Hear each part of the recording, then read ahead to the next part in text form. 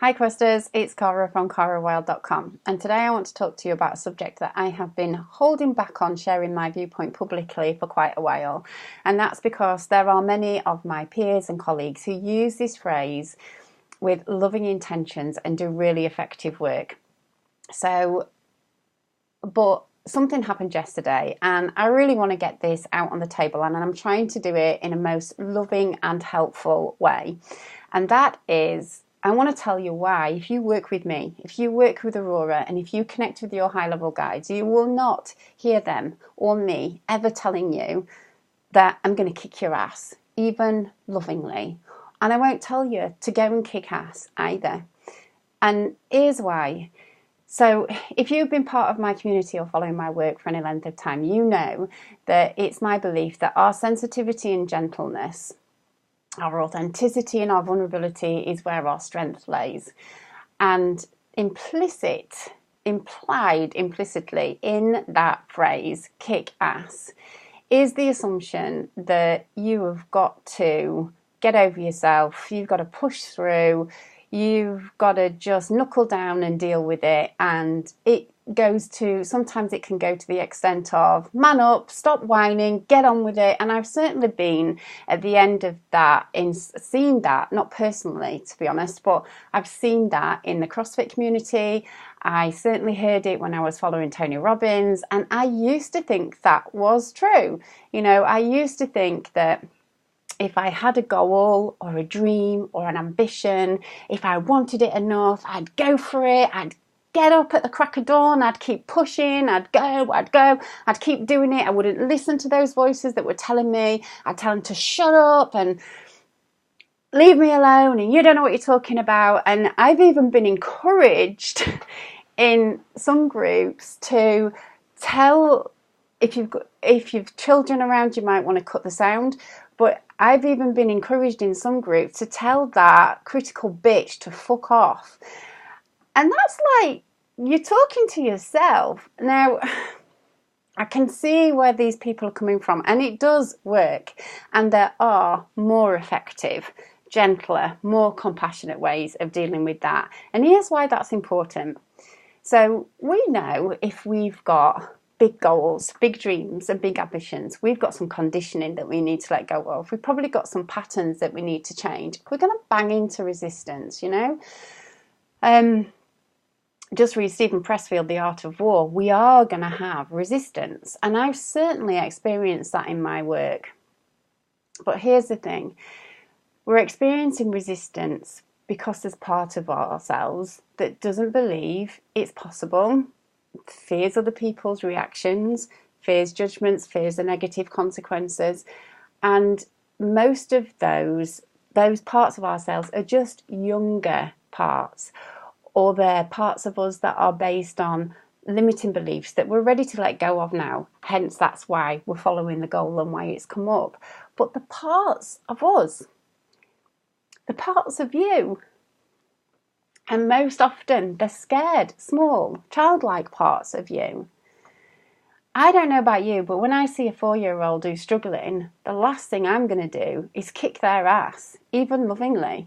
I'm not going to do that. I'm going to encourage them. I'm not going to let them give up. I'm not going to see them through lenses of less than who they are. I'm going to hold them accountable to the dreams that they've promised themselves. I'm going to talk, and we say this a bit differently. So when I'm working with somebody, I can hear those small, scared voices, parts of themselves, and I'm always going to attend to the adult, but I'm never going to kick the ass of those parts. I'm going to encourage, we're going to integrate, we're going to bring them into the wholeness of now and release the parts that's holding you back. Never has created an internal battle been the most easy and most effective way of achieving your goals. And all the research in positive psychology and self-compassion that's happening now is showing us that the changes that we can achieve through being compassionate, kind, gentle with ourselves are longer lasting, more effective, it's a nicer way to live. It's a more harmonious way to live. We are nicer to live with. It's a win-win for everybody involved. So that's why you'll never hear me say, I'm going to kick your ass. And one of the things that can get mistaken about, one of the things that can be misunderstood about compassion and self-compassion, and it's linked into what I've said before about if you're used to being critical, if you're used to thinking that you've got to really give yourself a hard time in order to get anything done, then when you first start coming across the idea of self-compassion and you first start integrating compassion into your supportive practice, you're going to feel that it's weak, that it's not as effective, that you won't achieve as much. And like I said, the opposite is true. The opposite of that is true. It's far more effective. You've got a more solid foundation. You can support yourself. You can rely on yourself. And compassion includes accountability. Compassion includes firm boundaries, strong accountability. In a compassionate relationship, there is accountability. Accountability is a big part of trust. So it's not only is it the way of the sensitive, it's the way of the quester, it's the way forward for the divine feminine and a less patriarchal and more soul-based experience of being a human being. I'm kind of now hoping that I get the point across is what I'm doing now. So if you use that phrase with yourself or your clients, or you can really relate to what I'm saying about dropping the self-criticism and being kinder to yourself, I'd really encourage you to just think about your language. What is coming across, even if you don't mean it, what is your language saying? Words are powerful, aren't they? So how are you talking to yourself? How are you talking to your clients? How are you talking to family members? And when you are feeling vulnerable, when you're feeling like you just can't make it, you can't do it, you must have got this goal wrong, it's not for you, it's for other people, tune into that more nurturing, compassionate, encouraging voice that reminds you that you chose this goal for a reason. You chose it when you felt good about yourself. You chose it for a reason, and you're on a journey.